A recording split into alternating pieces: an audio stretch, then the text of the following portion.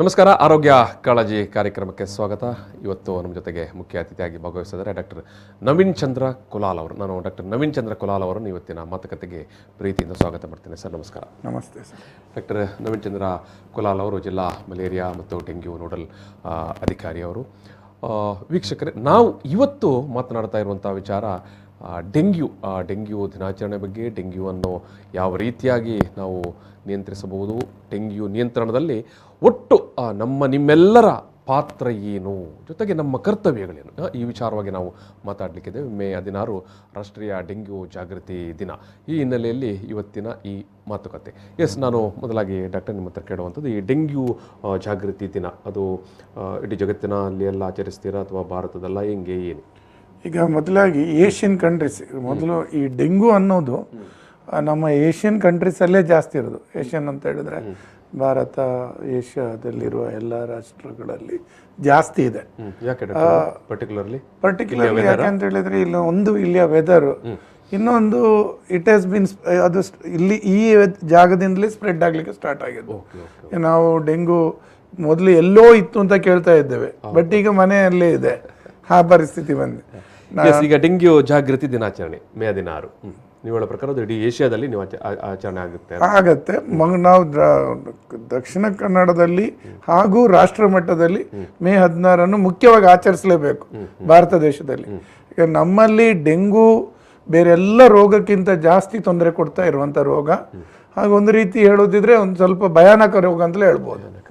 ಕೋವಿಡ್ಗಿಂತಲೂ ಹೆಚ್ಚು ನಾವು ಅಪಾಯಕಾರಿ ಅಂತ ನಾವು ತಿಳಿಬಹುದು ಅಂತ. ಖಂಡಿತ ಹೌದು. ಯಾಕಂತೇಳಿ ಕೋವಿಡ್ ಅಲ್ಲಿ 100ರಲ್ಲಿ ಒಬ್ಬರ ಸಾವು ಸಂಭವಿಸುವ ಸಾಧ್ಯತೆ ಇರ್ತದೆ. ಆದ್ರೆ ಡೆಂಗು ಅಲ್ಲಿ ಸುಮಾರು 4ರಿಂದ 5 ಜನರದ್ದು, 100 ಜನರಿಗೆ ಡೆಂಗು ಬಂದ್ರೆ 5 ಜನ ಸಾವನ್ನಪ್ಪುವ ಸಾಧ್ಯತೆ ಇರ್ತದೆ. ಯಾಕೆ ಇಷ್ಟೊಂದು ಇದು ಡೆಂಗ್ಯೂ ಅನ್ನುವಂಥದ್ದು? ಯಾಕಂತೇಳಿ ನೋಡಿ, ಈಗ ಕೋವಿಡ್ ಬಂದ್ರೆ ಕೋವಿಡ್ ಅಲ್ಲಿ ಹೆಚ್ಚಾಗಿ ತುಂಬಾ ಏಜ್ ಆದವರು, ನಾವು ಅವತ್ತು ಮಾತಾಡ್ತಾ ಇದ್ದೇವೆ, ತಾವು ಕೂಡ ಸಾಕಷ್ಟು ಈ ಬಗ್ಗೆ ಸಂಭಾಷಣೆ ನಡೆಸಿದ್ದೀರಿ.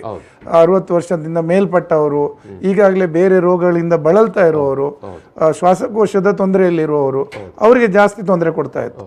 ಆದರೆ ಡೆಂಗು ರೋಗ ಹಾಗೆಲ್ಲ. ಡೆಂಗು ರೋಗ ಗಟ್ಟಿಮುಟ್ಟಿದ್ದವರನ್ನೇ ತಗೊಂಡು ಹೋಗ್ತದೆ. ಅದರಲ್ಲೂ ಮಕ್ಕಳಲ್ಲಿ, ದೊಡ್ಡವರಲ್ಲಿ, ಈಗ ಕೆಲ್ಸಕ್ಕೆ ಹೋಗುವಂತ ವ್ಯಕ್ತಿಗಳಲ್ಲಿ ಅದ ಕಾರಣ ಅದರ ಬಗ್ಗೆ ನಾವು ಒಂದಷ್ಟು ಜಾಸ್ತಿ ಭಯಾನಕ ಅಂತ ಹೇಳಲಿಕ್ಕೆ ಆಗ್ತದೆ. ಈಗ ನಾವು ಮಲೇರಿಯಾದ ಬಗ್ಗೆ ಕೂಡ ಮೊನ್ನೆ ಮಾತಾಡಿದೆವು ಡಾಕ್ಟ್ರೆ. ಈಗ ಮಲೇರಿಯಾಕ್ಕೂ ಮತ್ತು ಡೆಂಗ್ಯೂಗೂ ಇರುವಂತಹ ಮೇಜರ್ ಡಿಫರೆನ್ಸ್ ಏನು? ಮೇಜರ್ ಏನು ಅಂತ ಹೇಳಿ ತುಂಬಾ ಒಳ್ಳೆಯ ಪ್ರಶ್ನೆ ಇದು. ಮೇಜರ್ ಅಂತ ಹೇಳಿದ್ರೆ ಡೆಂಗು ರೋಗಕ್ಕೆ ಮದ್ದಿಲ್ಲ. ಡೆಂಗ್ಯೂ ರೋಗಕ್ಕೆ ಮದ್ದಿಲ್ಲ. ಮಲೇರಿಯಾಕ್ಕೆ ಖಚಿತವಾದ ಚಿಕಿತ್ಸೆ ಇದೆ. ಖಚಿತ ಅಂತೇಳಿ 100ಕ್ಕೆ 100 ಮಲೇರಿಯಾ ಹೌದು ಅಂತ ಆದರೆ 100ಕ್ಕೆ 100 ಗುಣಪಡಿಸ್ಬೋದು. ಆದರೆ ಡೆಂಗುಗೆ 100ಕ್ಕೆ 100 ಅಲ್ಲ, ಯಾವುದೇ ರೀತಿಯ ಮದ್ದಿಲ್ಲ. ಡೆಂಗುಗೆ ಅದರ ಸಿಂಪ್ಟಮ್ಸ್ ಅಂದರೆ ಜ್ವರ ಬಂದರೆ ಜ್ವರಕ್ಕೆ ಮಾತ್ರ, ಮೈಕೈ ನೋವಿದ್ರೆ ಅದಕ್ಕೆ ಬೇಕಾದ ಮೆಡಿಸಿನ್, ಸುಸ್ತಾದರೆ ಸುಸ್ತಿಗೆ, ಇಲ್ಲ ನೀರಿನ ಅಂಶ ಕಮ್ಮಿ ಆದರೆ ನಿರ್ಜಲೀಕರಣ ಆದರೆ ಆತನಿಗೆ ಫ್ಲೂಯಿಡ್ ಅಥವಾ ದ್ರವವನ್ನು ಹೊರಗಿಂದ ಕೊಡುವ ಏನು ವ್ಯವಸ್ಥೆ ಇದೆ, ಅಥವಾ ಗ್ಲೂಕೋಸ್ ಕೊಡ್ಪುನೆ ಅಂತ ಏನು ಹೇಳ್ತೀವಿ, ಅದನ್ನು ಮಾಡ್ಬೋದು. ಆದರೆ ಪರ್ಸೆ ಡೆಂಗು ವೈರಸ್ ಅನ್ನು ಕೊಲ್ಲುವಂತ ನಮ್ಮಲ್ಲಿ ಯಾವುದೇ ರೀತಿಯ ಟ್ರೀಟ್ಮೆಂಟ್ ಇರುವುದಿಲ್ಲ. ಇದು ಮೊದಲನೇ ಡಿಫ್ರೆನ್ಸ್. ಆದ್ರೆ ಎರಡನೇ ಡಿಫ್ರೆನ್ಸ್, ಈಗ ಮಲೇರಿಯಾ ಬರುವುದು ಅನಾಫಿಲಿಸ್ ಸೊಳ್ಳೆಯಿಂದ, ಅದು ಕಚ್ಚುವುದು ರಾತ್ರಿ ಕಚ್ಚುವಂತ. ಹೌದು. ಇದರಲ್ಲಿ ಇದು ಬರುವುದು ಈಡಿಸ್ ಸೊಳ್ಳೆಯಿಂದ. ಈ ಈಡಿಸ್ ಸೊಳ್ಳೆ ಕಚ್ಚುವುದು ಹಗಲಲ್ಲಿ. ಇದು ನನ್ನ ಮಟ್ಟಿಗೆ ಇದು ದೊಡ್ಡ ಮಟ್ಟದ ಬದಲಾವಣೆ. ಯಾಕಂತ ಹೇಳಿದ್ರೆ ನೀವು ಹಗಲು ಮತ್ತು ರಾತ್ರಿ ಅಂತ ಹೇಳುವಾಗ ನಾವು ಸಾಮಾನ್ಯವಾಗಿ ರಾತ್ರಿ ಹೊತ್ತಲ್ಲಿ ಒಂದಷ್ಟು ಮನೆಯಲ್ಲಿ ಎಲ್ಲ ಸ್ವಲ್ಪ ಜಾಗರೂಕತೆ ಮಾಡಿಕೊಳ್ತಾರೆ. ಖಂಡಿತ ಹೌದು. ಸೊಳ್ಳೆ ಕಚ್ಚುತ್ತದೆ ಜಾಗ್ರತೆ ಮಾಡ್ತೀರಿ, ಇದು ಮಾಡಿಕೊಂಡು ಇರುವುದಿಲ್ಲ. ಖಂಡಿತ ಹೌದು. ಸೊಳ್ಳೆ ಪರದೆ ಕಟ್ತೀರಿ, ಫ್ಯಾನ್ ಸ್ಪೀಡ್ ಅಲ್ಲಿ ಹಾಕ್ತಾರೆ ಒಂದಷ್ಟು ಜನ ಹೊದಿಕೆ ಫುಲ್ ಹಾಕೊಂಡು ಮಲಗ್ತಾರೆ ಬೇರೆ ಬೇರೆ ರೀತಿಯಲ್ಲಿ, ಅಥವಾ ಮನೆಯಲ್ಲಿ ಸೊಳ್ಳೆ ಬತ್ತಿ ಉರಿಸ್ತಾರೆ. ಆದ್ರೆ ಹಗಲಲ್ಲಿ ನೀವು ಕೆಲಸ ಮಾಡೋ ಜಾಗ ಇರ್ಬೋದು, ತೋಟಗಳಿರ್ಬೋದು, ಅಥವಾ ನೀವು ಹಾಗೆ ಕಚೇರಿಗಳಲ್ಲಿರ್ಬೋದು, ಅಥವಾ ನಿಮ್ಮ ಕಾರ್ಯ ಕ್ಷೇತ್ರದಲ್ಲಿ, ಅಲ್ಲಿ ಯಾವುದೇ ರೀತಿಯ ನೀವು ಅದರ ಬಗ್ಗೆ ಯೋಚಿಸುವುದಿಲ್ಲ. ಅಲ್ಲಿ ಸೊಳ್ಳೆ ಕಚ್ಚಿದ್ರೆ ಆಗ ರೋಗ ಬರುವ ಸಾಧ್ಯತೆ ತುಂಬಾ ಜಾಸ್ತಿ ಇರುತ್ತೆ. ಡೆಂಗ್ಯೂ ಸೊಳ್ಳೆ ಉತ್ಪತ್ತಿ ಹೇಗೆ ಆಗುತ್ತೆ? ಈಗ ಮಲೇರಿಯಾದ ನೀವು ಮೊನ್ನೆ ಹೇಳಿದ್ರಿ ಯಾವುದೇ ರೀತಿಯ ಶುದ್ಧವಾದಂತ ನೀರು ಸತ್ಯ. ಹೌದಾ, ಶುದ್ಧವಾದ ನೀರಲ್ಲಿ 7 ದಿವಸಗಳೊಳಗಾಗಿ ಸೊಳ್ಳೆ ಉತ್ಪತ್ತಿ ಆಗುತ್ತೆ ಅಂತ. ಇಲ್ಲೂ ಹಾಗೇನೆ ಈಡಿಸ್ ಸೊಳ್ಳೆ ಕೂಡ ಸ್ವಚ್ಛ ನಿಂತ ನೀರು, ಅದಕ್ಕೆ ತುಂಬಾ ಪ್ರೀತಿ. ಸ್ವಚ್ಛ ನಿಂತ ನೀರು ಅಂತೇಳಿ ತುಂಬಾ ಪ್ರೀತಿ. ಡೆಂಗು ಇನ್ನೊಂದು ತೊಂದರೆ ಅಂತ ಹೇಳಿದ್ರೆ ನೋಡಿ, ಮಲೇರಿಯಾದಲ್ಲಿ ತುಂಬಾ ನೀರು ಬೇಕು, ಸ್ವಲ್ಪ ಜಾಸ್ತಿ ನೀರು ನೋಡಿದಲ್ಲಿ ಅದು ಮೊಟ್ಟೆ ಇಡ್ತದೆ. ಬಟ್ ಡೆಂಗೂನ ಈಡಿಸ್ ಸೊಳ್ಳೆ ಹಾಗೆಲ್ಲ, ಸ್ವಲ್ಪ ಒಂದು ಕಪ್ ನೀರಲ್ಲಿ ಚೂರು ನೀರಿದ್ರೂ ಅಲ್ಲಿ ಮೊಟ್ಟೆ ಇಡ್ತದೆ. ಒಂದದು. ಇನ್ನೊಂದು ಈಗ ಮಲೇರಿಯಾದ್ದು ಸೊಳ್ಳೆಯ ಮೊಟ್ಟೆಯಲ್ಲಿ ರೋಗ ಇಲ್ಲ. ಸೊಳ್ಳೆ ಮೊಟ್ಟೆಯಲ್ಲಿ ರೋಗ ಇಲ್ಲ. ಇಲ್ಲಿ ಏನಾಗ್ತದೆ, ಒಬ್ಬ ಡೆಂಗು ರೋಗಿಗೆ ಈಡಿಸ್ ಸೊಳ್ಳೆ ಕಚ್ಚಿದ್ರೆ ಕಚ್ಚಿ 10 ದಿವಸದಲ್ಲಿ ಆ ಸೊಳ್ಳೆಯಲ್ಲಿ ರೋಗಾಣು ಅದು ಪೂರ್ತಿ ಪ್ರಮಾಣಕ್ಕೆ ಬಲಿತುಕೊಳ್ತದೆ. ಆ ನಂತರ ಅದು ರೋಗ ಕೊಡೋ ಪರಿಸ್ಥಿತಿಗೆ ಬರ್ತದೆ. ಯಾವ್ದಾ ಸೊಳ್ಳೆ. ಆ ನಂತರ ಸೊಳ್ಳೆ ಏನ್ ಮೊಟ್ಟೆ ಇಡ್ತದೆ ನೋಡಿ, ಆ ಮೊಟ್ಟೆಯಲ್ಲೂ ರೋಗಾಣು ಇರ್ತದೆ. ಆದ ಕಾರಣ ಇದು ತೊಂದರೆ ಏನು ಅಂತ ಹೇಳಿದ್ರೆ, ಇದನ್ನು ಟ್ರಾನ್ಸ್ಓವರಿಯನ್ ಟ್ರಾನ್ಸ್ಮಿಷನ್ ಹೇಳ್ತೀವಿ ನಾವು. ಅಂದ್ರೆ ಸೊಳ್ಳೆ, ಈಗ ಇನ್ಫೆಕ್ಟೆಡ್ ಸೊಳ್ಳೆ ಅಂದ್ರೆ ಒಬ್ಬ ಡೆಂಗು ರೋಗಿಗೆ ಕಚ್ಚಿದ ಸೊಳ್ಳೆ 10 ದಿವಸದ ನಂತರ ಮೊಟ್ಟೆ ಇಟ್ಟಲ್ಲಿ ಆ ಮೊಟ್ಟೆಯಲ್ಲೂ ರೋಗಾಣು ಇರ್ತದೆ. ಹಾಗೂ ನಂತರ ಮೊಟ್ಟೆಯಿಂದ ಹುಟ್ಟಿ ಬರುವಂತ ಸೊಳ್ಳೆಯಲ್ಲಿ ರೆಡಿಮೇಡ್ ಆಗಿ ಡೆಂಗು ರೋಗ ಇರ್ತದೆ. ಇದು ತುಂಬಾ ದೊಡ್ಡ ತೊಂದರೆ, ತುಂಬಾ ದೊಡ್ಡ ತೊಂದರೆ. ನಾವು ಅದಕ್ಕೋಸ್ಕರ ನೋಡಿ ಡಾಕ್ಟರ್, ಈ ಸೊಳ್ಳೆಯನ್ನು ನಮಗೆ ಗುರುತಿಸಲಿಕ್ಕೆ ಸಾಧ್ಯ ಆಗುತ್ತಾ? ಇದು ಈಡಿಪಸ್ ಸೊಳ್ಳೆ. ಹೌದೌದು. ಈಡಿಸ್ ಸೊಳ್ಳೆಗೆ ಒಂದು ತುಂಬಾ ಸ್ಪೆಷಲ್ ಆದ ಒಂದು ಕ್ಯಾರೆಕ್ಟರಿಸ್ಟಿಕ್ ಅಂತ ಹೇಳಿದ್ರೆ, ಅದನ್ನು ಗುರುತಿಸುವಂತ ವ್ಯವಸ್ಥೆ ಇರ್ತದೆ. ಅದರಲ್ಲಿ ಪಟ್ಟೆ ರೀತಿ ಇರ್ತದೆ. ಪಟ್ಟೆ ಅಂತ ಹೇಳಿ ಬಿಳಿ ಕಪ್ಪು. ಈ ಕಪ್ಪು ಬಿಳಿ ಪಟ್ಟೆಯನ್ನು ಹೊಂದಿದ ಸೊಳ್ಳೆ, ಚಿಕ್ಕ ಗಾತ್ರದ ಸೊಳ್ಳೆ ಈಡಿಸ್ ಸೊಳ್ಳೆ. ನಿಮ್ಗೆ ನೋಡುವ ಒಂದು ನಮ್ಗೆ ಹಾರುವ ಸೊಳ್ಳೆಯಲ್ಲಿ ಗುರುತಿಸಲಿಕ್ಕೆ ಸಾಧ್ಯ ಇಲ್ಲ, ತುಂಬಾ ಚಿಕ್ಕದೇ ಇರ್ತದೆ. ಅದು ನೀವು ಹೊಡೆದ ನಂತರ, ಸೊಳ್ಳೆಯನ್ನು ಹೊಡೆದ ನಂತರ ನೋಡುವಾಗ ನಿಮ್ಗೆ ಅದು ಖಂಡಿತ ಗೊತ್ತಾಗ್ತದೆ. ಅದರಲ್ಲಿ ಆ ಕಪ್ಪು ಬಿಳಿಯ ಪಟ್ಟೆಗಳಿರ್ತದೆ. ಅದು ಮೊದಲನೇ ಗುರುತಿಸುವಂತ ವ್ಯವಸ್ಥೆ. ಈಗ ಡಾಕ್ಟರ್, ಈಗ ಅದು ಎಷ್ಟೊಂದು ಅಪಾಯಕಾರಿ ಅಂತ ಹೇಳಿದ್ರೆ, ಮತ್ತೆ ಮಲೇರಿಯಾದ ವಿಚಾರಕ್ಕೆ ಬಂದಾಗ ನೀವು ಹೇಳುವಂಥದ್ದು ಮಲೇರಿಯಾದಲ್ಲಿ ಸಾವು ನೋವು ಸಂಭವಿಸೋದು ಇಲ್ಲ ಅಂತ. ಆದರೂ ಕೂಡ ನಾವು ಕೆಲವೊಂದು ಬಾರಿ ಮಲೇರಿಯಾದಿಂದ ತೀರಿ ಹೋದ್ರಿ ಅಂತ ಕೇಳ್ತೇವೆ. ಹೌದು. ಯಾಕೆ ಅದು? ಯಾವ ಕಾರಣಕ್ಕಾಗಿ? ಎಲ್ಲಾದ್ರೂ ಅವರು ತುಂಬಾ ನೆಗ್ಲಿಜಿಬಲ್. ಹೌದು. ಮಲೇರಿಯಾದಲ್ಲಿ ಏನಾಗ್ತದೆ ನೋಡಿ, ತುಂಬಾ ಅಷ್ಟು ಸಮಯದಲ್ಲಿ ಆತನು ಯಾವುದೇ ಚಿಕಿತ್ಸೆ ಪಡೆಯದೇ ಇದ್ರೆ ಅದರಿಂದ ಡೆತ್ ಆಗ್ಬೋದು. ಆದ್ರೆ ಡೆಂಗು ರೋಗದಲ್ಲಿ ಏನಾಗ್ತದೆ, ಚಿಕಿತ್ಸೆ ಪಡೆದಿದ್ರು ಕೂಡ, ಅಂದ್ರೆ ಚಿಕಿತ್ಸೆ ಅಂತ ಹೇಳಿದ್ರೆ ಇಲ್ಲಿ ಏನ್ ಚಿಕಿತ್ಸೆ, ಜ್ವರ ಬಂದ್ರೆ ಜ್ವರಕ್ಕೆ ಮದ್ದು ಕೊಡ್ತಾರೆ, ವಾಂತಿ ಆದ್ರೆ ನೀರಿನ ಅಂಶ ಕೊಡ್ಬೋದು, ಅಥವಾ ಬೇರೆ ಮೈಕೈ ನೋವಿದ್ರೆ ಅದಕ್ಕೆ ಬೇಕಾದ ಮದ್ದು ಕೊಡ್ಬೋದು.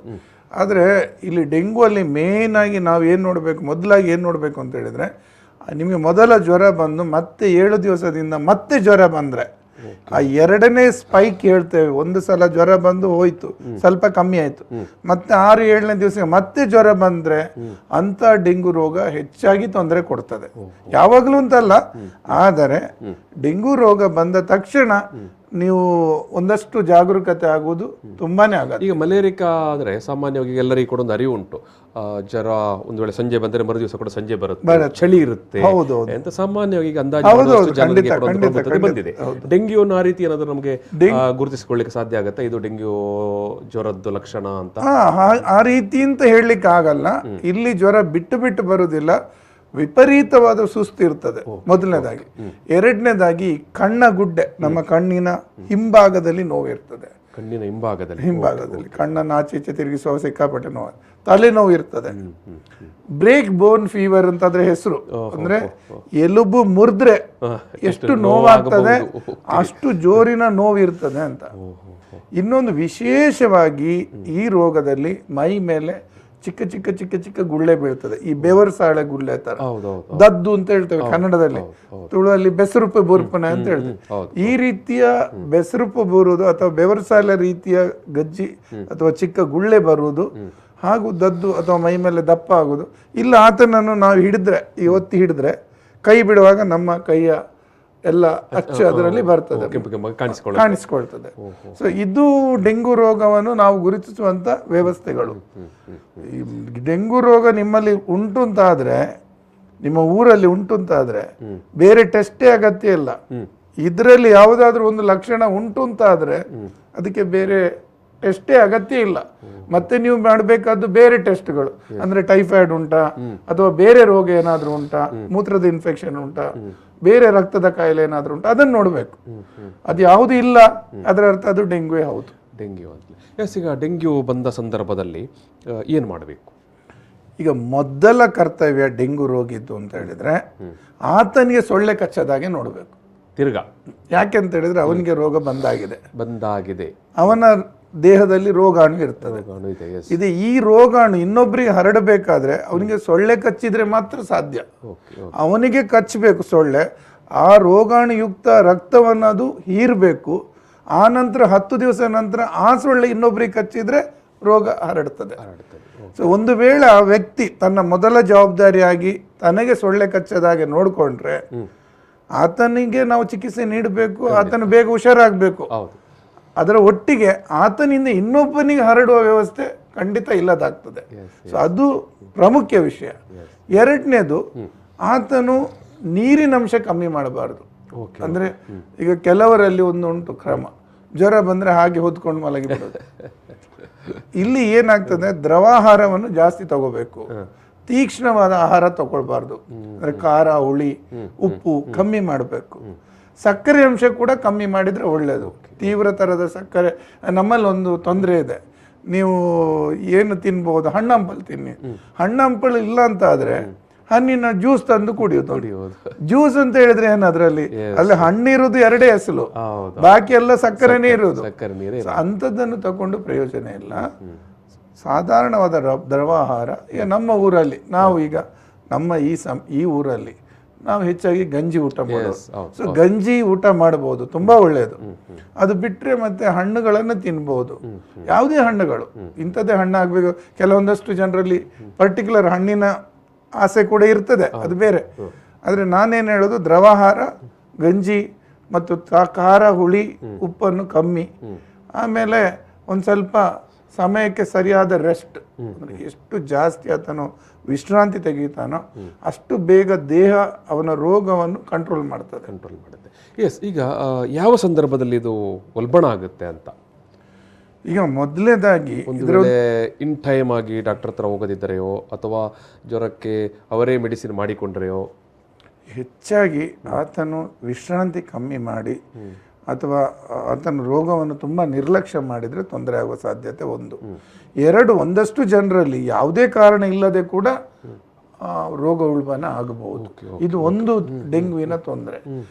ಮೂರನೇದಾಗಿ ಆತನಿಗೆ ಪದೇ ಡೆಂಗು ಬರುವಾಗ, ಅಂದ್ರೆ ಒಮ್ಮೆ ಡೆಂಗು ಬಂದು ಹೋಯ್ತು ಚಿಕ್ಕ ಮಟ್ಟಿನಲ್ಲಿ, ಮತ್ತೆ ಅವನಿಗೆ ಸೊಳ್ಳೆ ಕಚ್ಚಿ ಮತ್ತೆ ಅದೇ ರೋಗ ತುಂಬಾ ಚಿಕ್ಕ ಸಮಯದ ಒಳಗೆ, ಅಂದ್ರೆ 1-2 ವಾರದ ಮೊದಲೊಮ್ಮೆ ರೋಗ ಬಂದು ಹೋಗಿತ್ತು, ಈಗ 1 ತಿಂಗಳು ಬಿಟ್ಟು ಅಥವಾ 2 ವಾರದಿಂದ 4 ವಾರದೊಳಗೆ ಇನ್ನೊಂದ್ಸಲ ಸೊಳ್ಳೆ ಕಚ್ಚಿ ಇನ್ನೊಂದ್ಸಲ ಅದೇ ಡೆಂಗು ರೋಗ ಬಂದ್ರೆ ಆಗ ಆತನಲ್ಲಿ ವಿಪರೀತವಾದ ತೊಂದರೆ ಆಗುವ ಸಾಧ್ಯತೆ ಜಾಸ್ತಿ ಇರ್ತದೆ. ಇದು ಡಾಕ್ಟರ್, ಈಗ ಡೆಂಗ್ಯೂ ಬಂದವರಿಗೆ ಅಂತ ಚಿಕಿತ್ಸೆಗೆ ಏನೇನು ವ್ಯವಸ್ಥೆಗಳುಂಟು? ಈಗ ಮೊದಲನೇದಾಗಿ ಏನು ಅಂತ ಹೇಳಿದ್ರೆ, ಡೆಂಗು ರೋಗಿಗೆ ನಾನು ಹಾಗೆ ಹೇಳಿದಾಗೆ ವಿಶ್ರಾಂತಿ ಅಗತ್ಯ.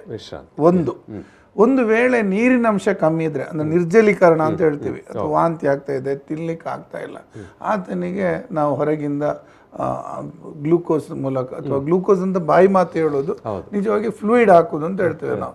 ಅದು RL ಇರ್ಬೋದು, NS, ಬೇರೆ ಬೇರೆ ರೀತಿ ವೈದ್ಯರು ತೀರ್ಮಾನಿಸಿ ಆತನಿಗೆ ಕೊಡ್ತಾರೆ ಇದ್ರ ರಕ್ತನಾಳದ ಮೂಲಕ. ಮೂರನೇದಾಗಿ ಜ್ವರ ಇದ್ರೆ ಜ್ವರಕ್ಕೆ ಮೆಡಿಸಿನ್ ಕೊಡಬೇಕು. ಕೆಲವೊಂದಷ್ಟು ಸಮಯದಲ್ಲಿ ಪ್ಲೇಟಿಲೆಟ್ ಕಮ್ಮಿ ಆಗ್ಬೋದು, ಭಾರಿ ಕಮ್ಮಿ, ಅದು 100ರಲ್ಲಿ 3-4 ಜನರಿಗೆ ಕಮ್ಮಿ ಆಗುತ್ತೆ. ಅವರಿಗೆ ತೀವ್ರ ಗತಿಯಲ್ಲಿ ಪ್ಲೇಟಿಲೆಟ್ ಕಮ್ಮಿ ಆದರೆ ಆಗ ಪ್ಲೇಟಿಲೆಟ್ ನೀಡಬೇಕಾಗುತ್ತೆ. ಈಗ ಡಾಕ್ಟ್ರೆ, ಈ ಸಂದರ್ಭದಲ್ಲಿ ನಾನು ಮತ್ತೆ ಏನು ವೀಕ್ಷಕರ ಪರವಾಗಿ ನಿಮ್ಮ ಹತ್ರ ಕೇಳುವಂಥದ್ದು, ನೀವು ಅಥವಾ ನಮ್ಮ ಊರಿನ ಜನರು ಏನು ಮಾಡಬೇಕು? ಅಲ್ಲ, ಈ ಡೆಂಗು ಅಲ್ಲಿ ಇರುವುದೇ ಊರಿನ ಜನರದ್ದು ಪಾತ್ರ. ನಾನು ನೀವು ಮಾಡೋದಕ್ಕಿಂತಲೂ ಅವರು ಮಾಡಬೇಕಾದ ಕೆಲಸ ತುಂಬಾ ದೊಡ್ಡದು. ಯಾಕೆಂತ ಹೇಳಿದ್ರೆ, ಈಗ ಡೆಂಗು ಸೊಳ್ಳೆ ಹುಟ್ಟುವುದು ನಿಂತ ನೀರಿನಲ್ಲಿ. ಆಗ್ಲೇ ತಾವು ಕೇಳಿದ್ರಿ, ಸ್ವಚ್ಛ ನಿಂತ ನೀರು. ಈಗ ಯಾರ್ಯಾರ ಮನೆಯಲ್ಲಿ ಸ್ವಚ್ಛ ನಿಂತ ನೀರು ಎಲ್ಲೆಲ್ಲಿ ಇದೆ ಅನ್ನೋದನ್ನು ಅವರವರೇ ನೋಡಿದ್ರೆ ತುಂಬಾ ಒಳ್ಳೇದು. ಆ ಗೊತ್ತಿರೋದು ಅವರಿಗೆ. ಪ್ರತಿದಿನ ಬೆಳಿಗ್ಗೆ ಎದ್ದು ಒಂದು ಸುತ್ತು ಮನೆಯ ಸುತ್ತ ಹೋಗ್ಬೇಕು, ಒಂದು ರೌಂಡ್ ಹೋಗ್ಬೇಕು ಮನೆಗೆ. ಮನೆ ಹಿತ್ತಲಿಗೂ ಮೊದಲಿಗೆ ಹೋಗ್ಬೇಕು. ಹಿತ್ತಲಲ್ಲಿ ಯಾರು ಬರುವಾಗ ವಾಪಸ್ ತಗೊಂಡೋಗಿ ಅಡಗಿಸಿಟ್ಟಂಥದ್ದು ವ್ಯವಸ್ಥೆಗಳು ಇರ್ತದೆ. ಒಡೆದು ಹೋದ ಪಾತ್ರೆಗಳೆಲ್ಲ ಹಿಂದೆ ಇರ್ತದೆ. So, ನೀರು ನಿಲ್ಲದ ಹಾಗೆ ನೋಡಬೇಕು ಮೊದಲನೇದಾಗಿ. ನಮ್ಮ ಮನೆಯ ಸುತ್ತಮುತ್ತ ಇಲ್ಲಿ ನಮ್ಮ ಮನೆಯ ಮೇಲ್ಗಡೆ ಟ್ಯಾರಿಸ್, ಈಗ ಮಳೆ ಬರ್ತಾ ಇದೆ 3-4 ದಿವಸದಲ್ಲಿ, ಈ ಮಳೆಗೆ ಏನಾಗತ್ತೆ, ಟ್ಯಾರಿಸ್ ಅಲ್ಲಿ ನೀರು ನಿಲ್ಲತ್ತೆ. ಅಲ್ಲಿ ನೀವು ಟ್ಯಾರಿಸ್ಗೆ ಒಂದು ತೂತೆಲ್ಲ ಕೊಟ್ಟಿರ್ತೀರಿ, ಪೈಪಲ್ಲಿ ಇಟ್ಟಿರ್ತಾರೆ ನೀರು ಹೋಗ್ಲಿಕ್ಕೆ, ಆದ್ರೆ ಇಷ್ಟು ದಿವಸದ ಎಲೆ ಬಿದ್ದು ಅಥವಾ ಹಾವಸ ಹಿಡಿದು ಅದು ಬ್ಲಾಕ್ ಆಗಿರ್ಬೋದು. ಸೊ ಅದನ್ನು ಕ್ಲೀನ್ ಮಾಡಿ ಕೊಡಿ, ನೀರು ನಿಲ್ಲದಾಗೆ ನೋಡಿ. ಒಂದು ಎರಡನೇದು, ನಮ್ಮ ಕಿಟಕಿಯ ಸಜ್ಜದಲ್ಲಿ ನೀರು ನಿಲ್ತದೆ, ಅಲ್ಲಿ ನೀರು ನಿಲ್ಲದಾಗೆ ನೋಡಿ. ಮೂರನೇದಾಗಿ ನಮ್ಮ ಮನೆ ಒಳಗೆ ಒಂದಷ್ಟು, ಈಗ ಹೊಸದಾಗಿ ಜನ ಮನೆ ಒಳಗಡೆ ಒಂದಷ್ಟು ಈ ಗಿಡ ಬೆಳೆಸೋದು ಮಾಡ್ಕೊಂಡಿದ್ದಾರೆ. ಏನು ದುಡ್ಡಿನ ಗಿಡ, ಮನಿ ಪ್ಲಾಂಟ್ ಅದು ಇರ್ಬೋದು, ಅದು ವಾಸ್ತು ಗಿಡ, ಕರೆಕ್ಟ್ ಆಗಿ ಹೇಳಿದ್ರಿ ತಾವು, ವಾಸ್ತು ಗಿಡ ಇರ್ಬೋದು, ಒಂದಷ್ಟು ಹೂವಿನ ಕುಂಡಗಳು. ಸೊ ಇದರಲ್ಲಿ ನಾನು ಸಾಕಷ್ಟು ಸಮಯ ನೋಡಿದ್ದೇನೆ, ನೀರು ಜಾಸ್ತಿ ಹಾಕಿ ನೀರು ಉಳಿತದೆ ಅದರಲ್ಲಿ. ಸೊ ಆ ನೀರುಗಳು ಅಂತೂ ಇಂತೂ ವಿಷಯ ಇಷ್ಟೇ, ನಮ್ಮ ಮನೆಯ ಸುತ್ತಮುತ್ತ ನೀರು ಸಂಗ್ರಹಣ ತಾಣದಲ್ಲಿ ಸೊಳ್ಳೆ ಉತ್ಪತ್ತಿ ಆಗ್ತಾ ಇದೆಯಾ ನೋಡಬೇಕು. ನೋಡಬೇಕಾದ್ರೆ ಸುಲಭ, ಅದರೊಳಗೆ ಚಿಕ್ಕ ಹುಳದ ರೀತಿ ಇರುತ್ತೆ, ಅಥವಾ ನೀವು 7 ದಿವಸಕ್ಕೊಮ್ಮೆ ಅದನ್ನು ಸರಿಪಡಿಸಿ. ಅಂದ್ರೆ ಅಲ್ಲಿ ಮಿನಿಮಮ್ 7 ದಿವಸ ಅದು ಆ ಬೆಳೆಯುವಂತ ಪ್ರಕ್ರಿಯೆಗೆ ಬೇಕಾದ ದಿನಗಳು. 7 ರಿಂದ 10 ದಿವಸದ ಒಳಗೆ ಸೊಳ್ಳೆ ಒಂದು ಮೊಟ್ಟೆ ಇಟ್ಟು ಸೊಳ್ಳೆಯಾಗಿ ಹೊರಗೆ ಬರ್ತದೆ. ಆ ಸಮಯದ ಒಳಗೆ ನಿಮಗೆ ಅದನ್ನು ಡಿಸ್ಟ್ರಾಯ್ ಮಾಡ್ಲಿಕ್ಕೆ ಸುಲಭ. ಅಂದ್ರೆ ಅದು ಹುಳದ ರೀತಿಯಲ್ಲಿರ್ತ, ಆ ನೀರನ್ನು ನೀವು ಕೆಳಗೆ ಚೆಲ್ಲಿ ಬಿಟ್ರೆ ಸತ್ತು ಹೋಗ್ತದೆ. ಅದು ಒಂದ್ಸಲ ಸೊಳ್ಳೆ ಹುಟ್ಟಿ ಬಂದ ನಂತರ ಮತ್ತೆ ನೀವು ರಾಕೆಟ್ ಇಟ್ಕೊಂಡು ಬ್ಯಾಡ್ಮಿಂಟನ್ ಆಡುವ ಬದಲು ಮೊದಲೇ ಹುಡುಕುವುದು ಸುಲಭ. ಮೊದಲೇ ಅದನ್ನು ಈ ನೀರಿನಲ್ಲಿರುವ ಸಮಯದಲ್ಲೇ ನಾಶಪಡಿಸುವುದು ತುಂಬಾನೇ ಸುಲಭ. ಎಸ್ ಡಾಕ್ಟರ್, ಈ ವರ್ಷದ ಏನು ಈ ಡೆಂಗ್ಯೂ ಜಾಗೃತಿ ದಿನಾಚರಣೆಯ ಏನು ಸ್ಲೋಗನ್, ಘೋಷವಾಕ್ಯ, ಈಗ ನಮ್ಮಲ್ಲಿ ನಾವು ತುಂಬಾ ಒಳ್ಳೆಯ ಘೋಷವಾಕ್ಯ ಕೊಟ್ಟಿದ್ದಾರೆ. ಡೆಂಗ್ಯೂವನ್ನು ತಡೆಗಟ್ಟಬಹುದು, ಎಲ್ಲರೂ ಕೈ ಜೋಡಿಸಿ. ಎಲ್ಲರೂ ಕೈ ಜೋಡಿಸಿ. ಡೆಂಗ್ಯೂವನ್ನು ತಡೆಗಟ್ಟಬಹುದು, ಎಲ್ಲರೂ ಕೈ ಜೋಡಿಸಿ. ನೋಡಿ, ಡೆಂಗು ತಡೆಯಲಿಕ್ಕೆ ಯಾವುದೇ ಆಸ್ಪತ್ರೆಯಿಂದ ಸಾಧ್ಯ ಇಲ್ಲ, ಬೇರೆ ಯಾವುದೇ ಸಂಸ್ಥೆಯಿಂದ ಸಾಧ್ಯ ಇಲ್ಲ. ಯಾವಾಗ ಜನರು ಕೈ ಜೋಡಿಸ್ತಾರೋ, ಯಾವಾಗ ಜನರು ನಮ್ಮ ಮನೆಯಲ್ಲಿ ನಾನು ಸೊಳ್ಳೆ ಉತ್ಪತ್ತಿ ಮಾಡಲಿಕ್ಕೆ ಬಿಡುವುದಿಲ್ಲ ಅಂತ ಯೋಚಿಸ್ತಾನೋ, ಅವತ್ತು ಈ ರೋಗ ಇಲ್ಲದಾಗ್ತದೆ. ಎಸ್ ಡಾಕ್ಟ್ರೆ, ಅನೇಕ ವಿಚಾರಗಳನ್ನು ಈ ಸಂದರ್ಭದಲ್ಲಿ ಹಂಚಿಕೊಂಡಿದ್ದೀರಿ. ಬಹುಶಃ ಕೊನೆಯದಾಗಿ ನೀವು ಏನಾದರೂ ಹೇಳುವಂಥದ್ದುಂಟು ಜನರಿಗೆ? ಈಗ ಮೊದಲನೇದಾಗಿ ಡೆಂಗ್ಯೂವನ್ನು ನಿರ್ಲಕ್ಷಿಸಬೇಡಿ, ರೋಗದ ಬಗ್ಗೆ ಯಾವತ್ತೂ ಸತರ್ಕರಾಗಿರಿ.